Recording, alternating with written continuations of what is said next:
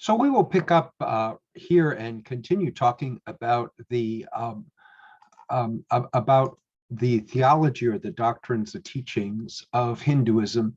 Let me begin by sharing my screen. Once again, I have in the back the Tampa temple, Hindu temple, and I am hoping that that we can maybe put together a tour to see if any of y'all are interested and go out and visit the Hindu temple. Great people out there, along with maybe one or two other possible field trips that we could do. Let me share my screen here and we'll move right in and finish up our discussion of Hinduism. So you have here the essential, again, the three devotional movements. And let's talk a little bit about each of these. These, again, are more recent, especially these devotional movements. So we'll move here to Shiva. Shiva is the first of these devotional movements that we want to look at. Shiva, the god of destruction, guides and empowers destruction and cosmic cycles of creation, destruction, recreation. So destruction then symbolizes also the removal of obstacles to salvation. Interesting, huh? Consorts, particularly Parvati, but Durga and Kali are also consorts, wives of Shiva. Very important is the elephant god that you may have seen little figurines of, very popular, Ganesha, elephant-headed. He is the god of good fortune, profits, of success, of arts, of sciences. Again, you'll see little statues frequently. And here we have some symbols. Very often Shiva will be seen with a tiger on his lap as he meditates. Vishnu, as we said, is the god of life, of the continuation, preservation. And this is the god that is known for the avatars, these incarnations, particularly Rama and Krishna are the two that are most well known. And as we said before, Kalki is the 10th avatar that is yet to come and will usher in a time of peace. Lakshmi is the consort, the goddess of good fortune. Now, there's also a worship of Shakti, or the goddess, the great mother, the creation, preservation, and end of the world.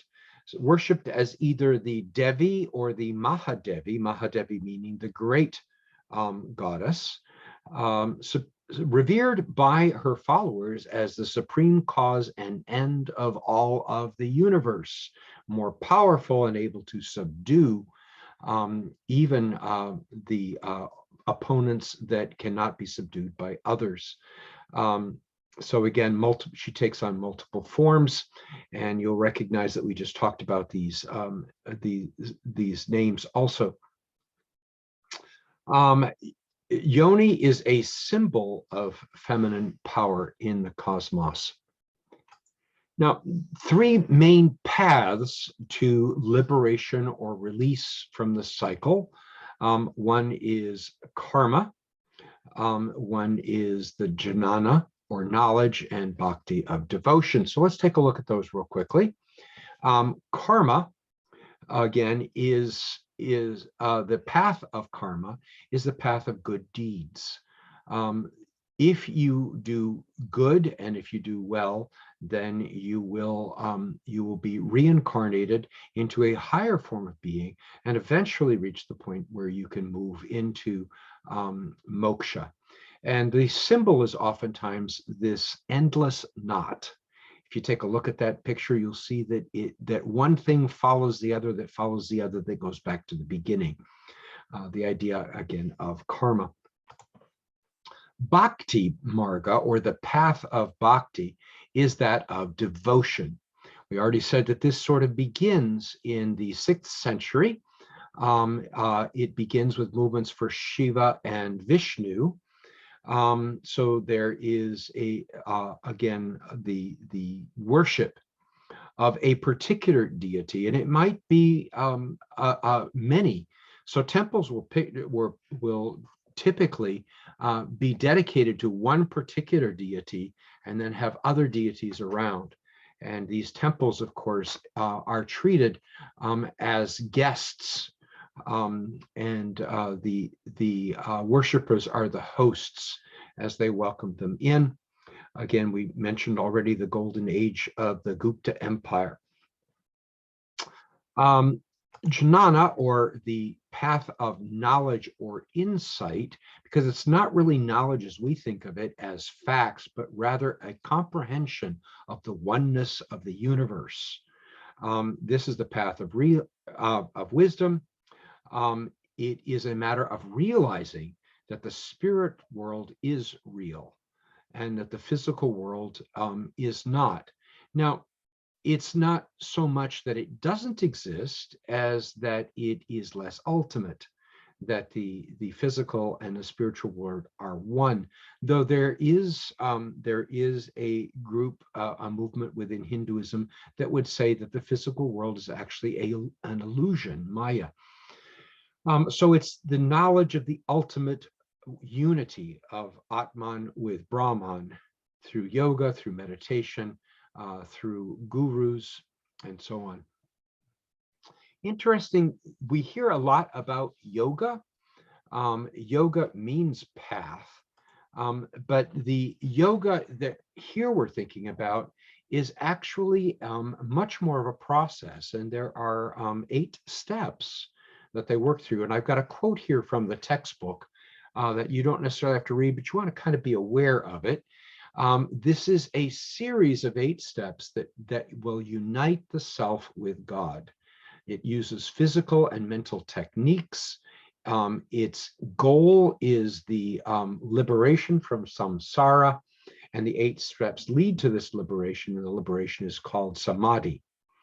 It's the ultimate state of self-awareness that allows us to migrate. So the first steps are the prohibitions against harming others, then prohibitions of harming ourselves, learning the postures and the breathing exercises, focusing the mind, then focusing the mind on one thing, then realizing that that one thing is all things, so that one ceases even to focus on one thing.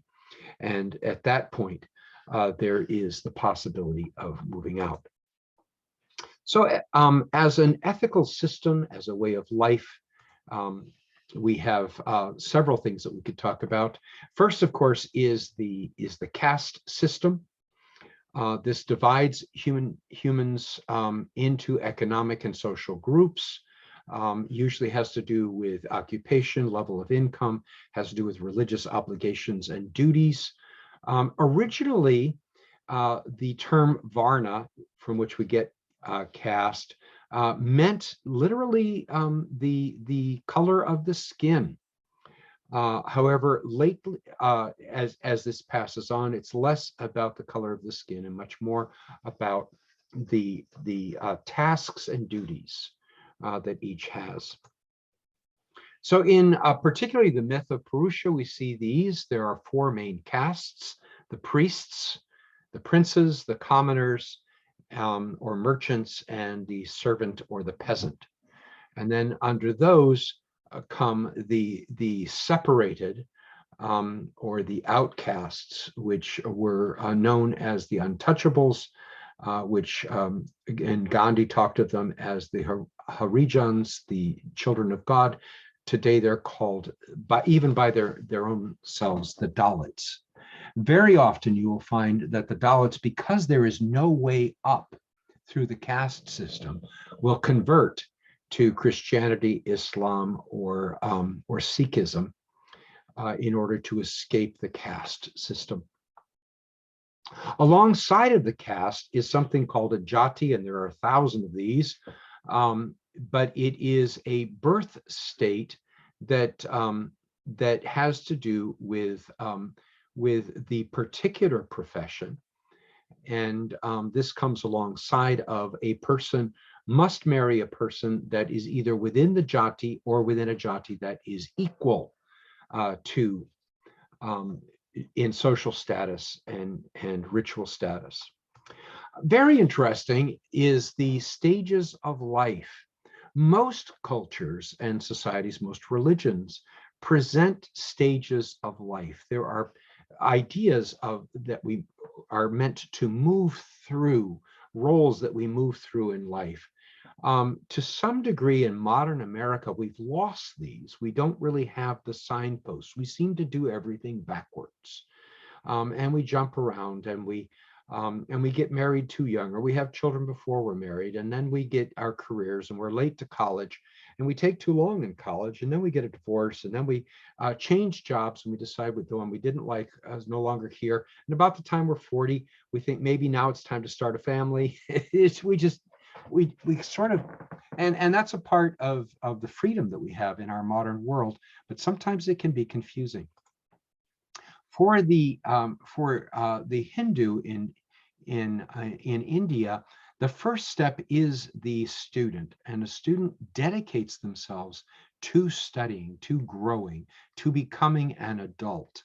This is their main task. And so education from the elders, gurus, and university. It equips males for future professions, but you will find in India today that a profession is not exclusively male anymore.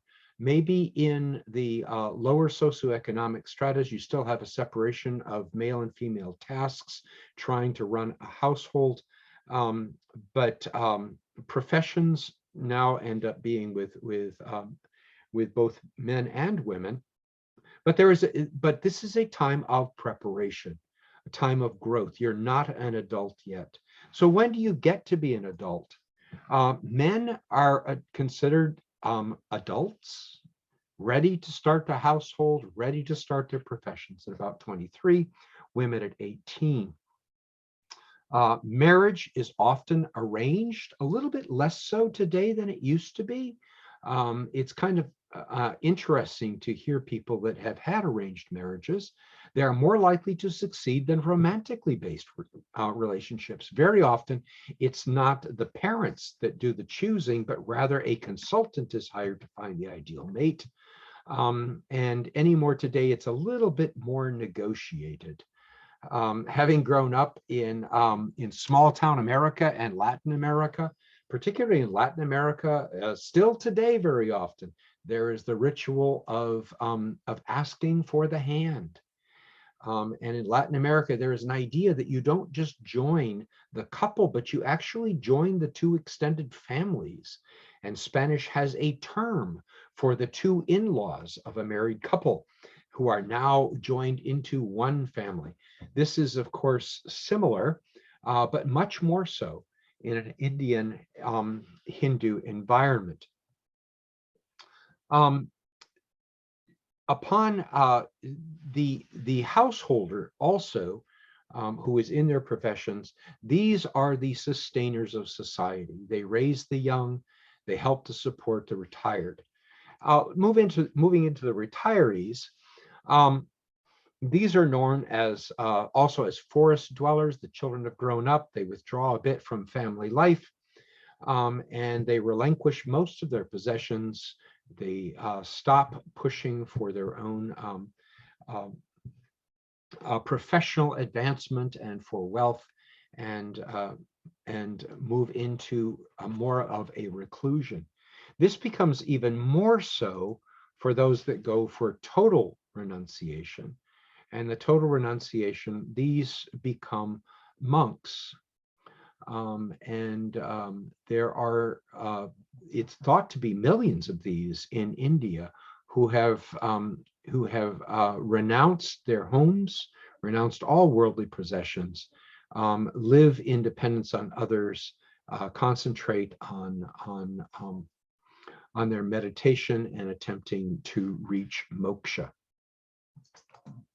Some of these terms we've looked at already. Dharma is the fulfillment of one's duties. These are four goals of life, four things that you want to have in Hinduism. Dharma is, of course, you want to be a person who fulfills your responsibilities. Artha is material success and prosperity, and this is sought and it's not wrong. Kama is aesthetic pleasure of the mind and of the body, and there is some legitimacy. It's a worthy goal to seek the pursuit of pleasure. Moksha then is the ultimate renunciation and release from the cycle of life. Notice that asceticism isn't a goal in and of itself. Renunciation is not a goal in and of itself. Renunciation is the way that one hopes to escape the cycle of rebirth. In more traditional society, women have different roles. Now, again, this is changing a great deal, not only in India, but all over the world. As societies change, family structures change, child rearing changes. But the vast majority of young women marry and become responsible to bear and raise children and run the home. Abortion is considered legal, but there has been a particular issue in some areas of Asia, including China and India, of a preference for male offspring to the point that there are sex-selected abortions. And this has been illegal. What this ends up doing is you have a disproportionate number of males and few females, which creates many social problems. So there's been a desire to get away from this. Divorce can be difficult in more traditional areas. Let's talk a little bit about rituals. Puja is worship, and this is the big term of worship and veneration. But puja is sometimes used less than some of the others. Murti is the representation of a deity. And the idea is that when you are with the representation of the deity, the statue, the deity is actually present and you are present. And there is power and essence in the deity, in the statue of the deity, and even in the performance of the rituals and reenactments of the plays and stories. So not only is puja worship in general, but darshan is an interesting idea. And we may look at this later on. But in the worship of Hindu deities, a big part is the, note the quote here, the interlocking gaze shared by the deity and the devotee. It's an intimate and active seeing and being seen. And this communicates a relationship and a love between the devotee and God. So you'll notice that the eyes of the representations of the deities are pronounced and very, very visible. Worship is both in the temple and in the home, and in some cases, the worship in the home takes more of a centrality even than a worship of the temple, particularly in the diaspora, that is, Hindus who have left Hindu communities. Again, usually or very often these temples belong to one or another of these deities, and there are additional then deities that are also surrounding the one that is the primary one. So a few of the things that you want to know about with the murti, that is the forms of worship, are sacrifice. Sacrifice often has to do with food, but not always. And there is an offering of food which is given to the deities. Arati is interesting. This is both fragrance, light, and fire. So it's the waving of incense of a lit fire of incense before an image. And the mantras. In much of Hinduism, I think we mentioned it in the last video, the actual sounds of the words that are said are considered important and powerful. And so the mantras, the ritual formulas, are oftentimes in Sanskrit. The priests will do a great deal of chanting. And again, this would be in Sanskrit, which is no longer a spoken language. And of course, the bowing. Very often you will find ritual bathing. This is true particularly in home worship. There will be an altar in the home, a space that is dedicated to a favored deity. Bells are rung, lamps are swung once again in front of this shrine. And notice that in Hinduism, beliefs take second place. Rituals and actions are more important than finer points of doctrine. And that would sort of leave us for the present time with the basics of Hinduism. Again, I'm hoping that we will have a chance to look at Hinduism a bit more in some videos, in the discussion forums, and maybe even a field trip. So thanks for listening.